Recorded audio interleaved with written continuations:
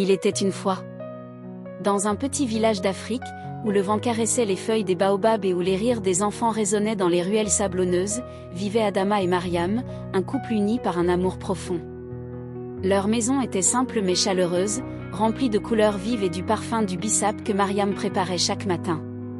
Mais malgré leur bonheur, un vide persistait dans leur cœur, ils n'avaient pas d'enfants.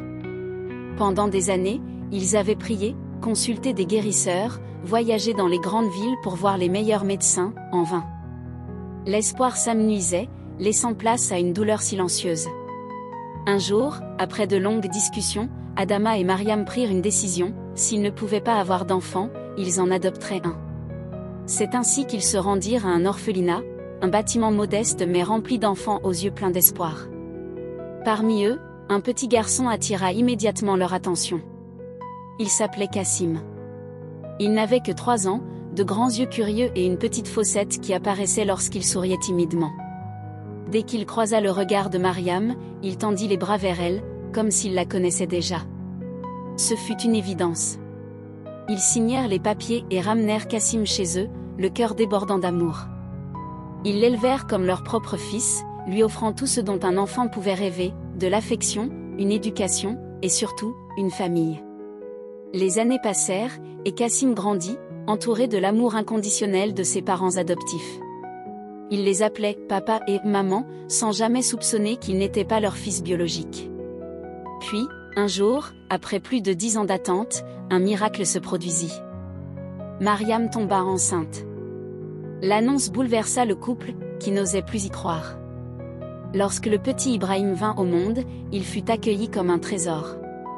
Au début, rien ne changea réellement pour Kassim. Ses parents continuaient de l'aimer, de le câliner, de le protéger. Mais peu à peu, sans même s'en rendre compte, l'attention d'Adama et Mariam se détourna de lui. Ibrahim était un bébé fragile, nécessitant tous les soins de sa mère. Plus il grandissait, plus il accaparait l'amour et l'attention du couple. Kassim, lui, était déjà grand. Il comprend, pensait-il. Mais Kassim voyait tout. Il sentait la différence. Il n'avait plus droit au même câlin, aux mêmes mots doux. Il n'était plus le premier. Un jour, alors qu'Ibrahim avait 6 ans et Kassim 13, un incident changea tout. Adama possédait une montre en or, un héritage familial d'une grande valeur. Un matin, elle disparut. Furieux, Adama interrogea ses fils. « Qui a pris ma montre ?» demanda-t-il en fixant Kassim et Ibrahim. Le plus jeune baissa la tête, mal à l'aise. Puis, d'une petite voix, il désigna son frère. « C'est Kassim, je l'ai vu la prendre. » Kassim ouvrit de grands yeux. Il n'en revenait pas. « Et quoi ? Mais je n'ai rien fait. » Mais Adama n'écouta pas. Pour lui, son fils légitime ne pouvait pas mentir. La colère le submergea, et sans chercher à comprendre, il leva la main et gifla Kassim. « Je ne veux plus jamais entendre ça. Tu nous déshonores. » Mariam ne dit rien. Elle baissa les yeux. Et Kassim comprit qu'il était seul. Cette nuit-là, incapable de trouver le sommeil, il se leva discrètement et fouilla dans le bureau de son père. Il ne savait pas ce qu'il cherchait, mais il ressentait le besoin de comprendre. C'est alors qu'il tomba sur un dossier. Ses mains tremblèrent en l'ouvrant. C'était son acte d'adoption. Son souffle se coupa.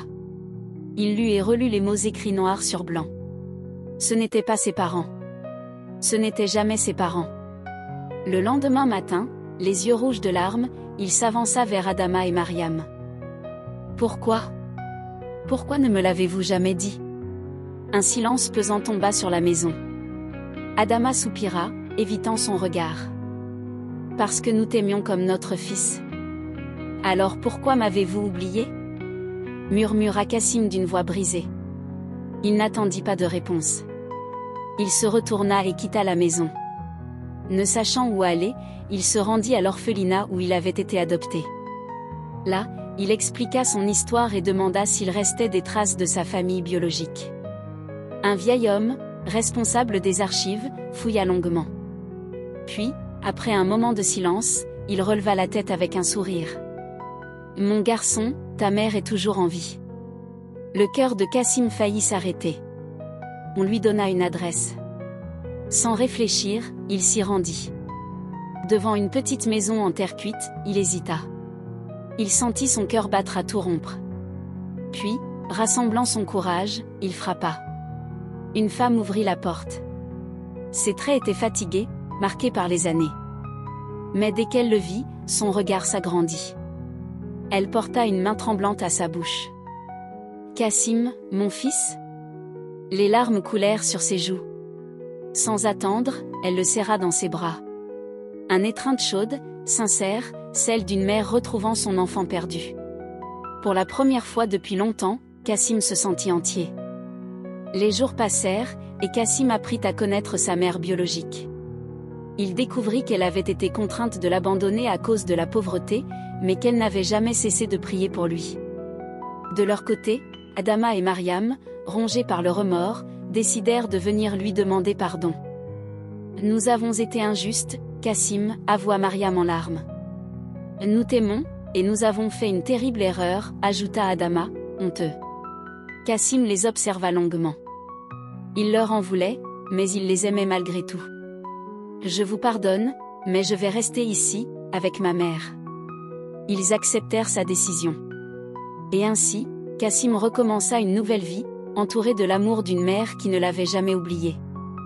Il garda le contact avec Adama et Mariam, mais cette fois, il savait qu'il était libre de choisir où appartenir. Il n'était plus un enfant oublié. Il était un fils aimé.